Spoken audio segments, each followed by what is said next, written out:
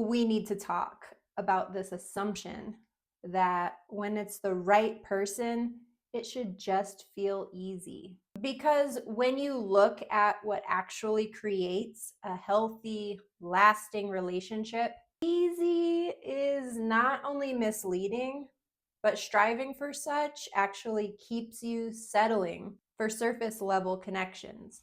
So today is part one of a two-part series, and we're unpacking the illusion of ease, how it inhibits real intimacy, and what it is that should feel steady and grounded in a partnership, so that you can discern whether ease is an asset or a warning sign. Let's get into it.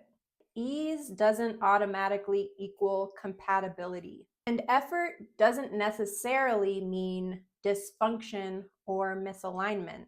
I know we love easy answers to our doubts, quick fixes to our insecurities, and tidy little resolutions to our loneliness or singlehood. So we cling to the idea that the minute we find the one, it'll all just click into place. We can thank Hollywood and Disney fairy tales for filling our heads with lies. And we can do ourselves and our relationships a favor by leaning into truth.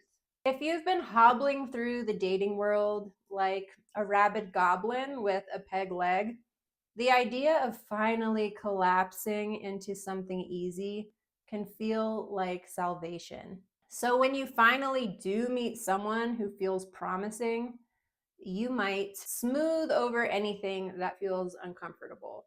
Keep the peace at all costs. Avoid bringing up needs or avoid setting boundaries. And you might tell yourself that if I don't rock the boat, everything will flow easily. But this is actually avoidance dressed up as compatibility. And it's especially common for folks with codependent or anxious tendencies.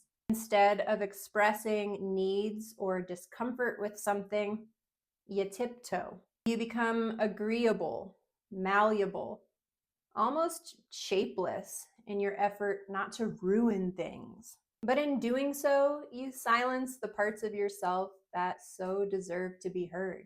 You rob the relationship of the depth that it could have developed. You keep things smooth at the expense of keeping things real.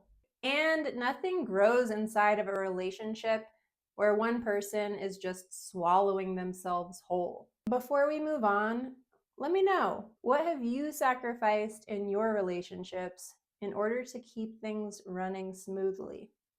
Let me know in the comments. When two separate humans enter a dynamic and they're both showing up authentically, conflict is inevitable.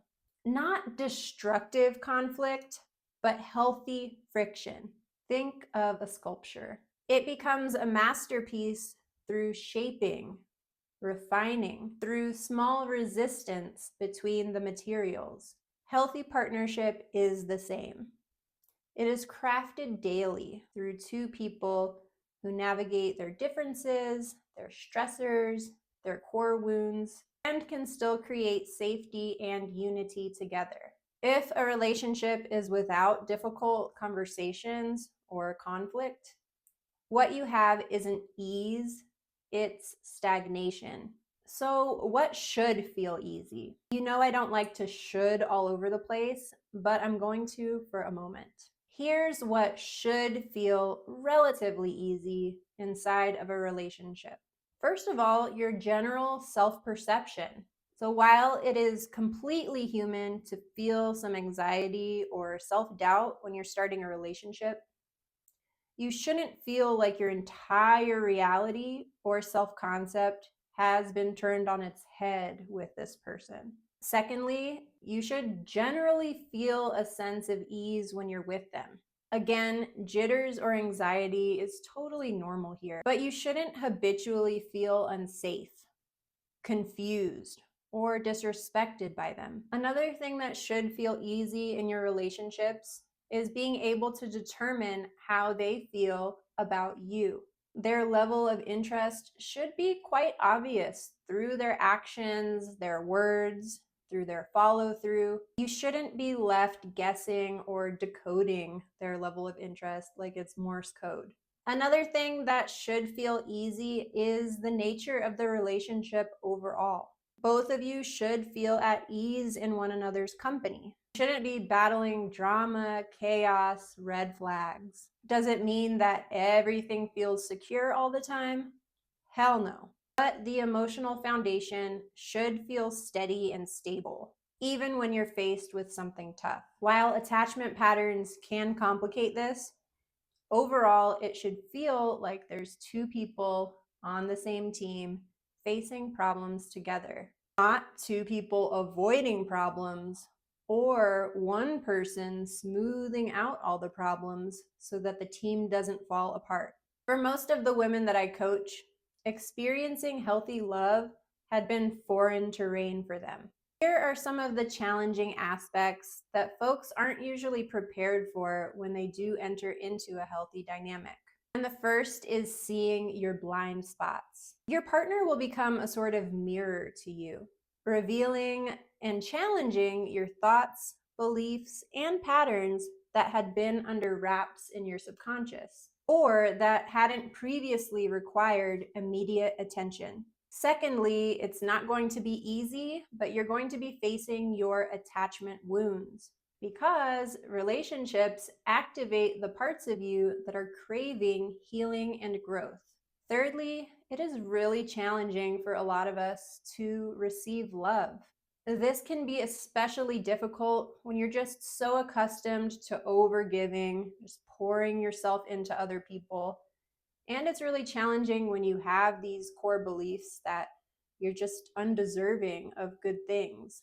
You're undeserving of people treating you well. Another challenge includes tolerating intimacy. Although so many of us are striving for intimacy, it's also the very thing that triggers a fear response in us and leads us to pulling away or being avoidant or acting in ways that sabotage the relationship altogether before the other person has the chance to reject us. It can also feel really challenging to accept stability.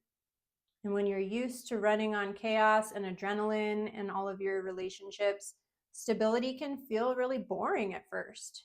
I'll leave a link to another video I created on rewiring your attraction if this is something that you especially struggle with.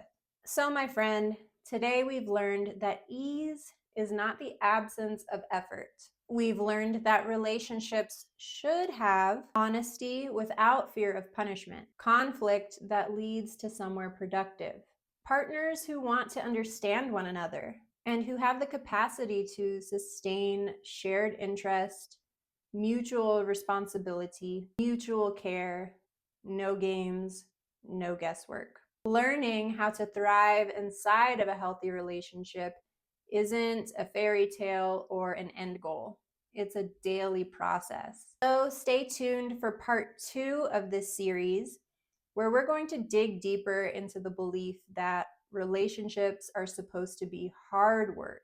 You can receive support throughout this process when you subscribe to this channel and sign up for my newsletters, which I'll link in the description. Thanks for being here, and I'll see you in the next one.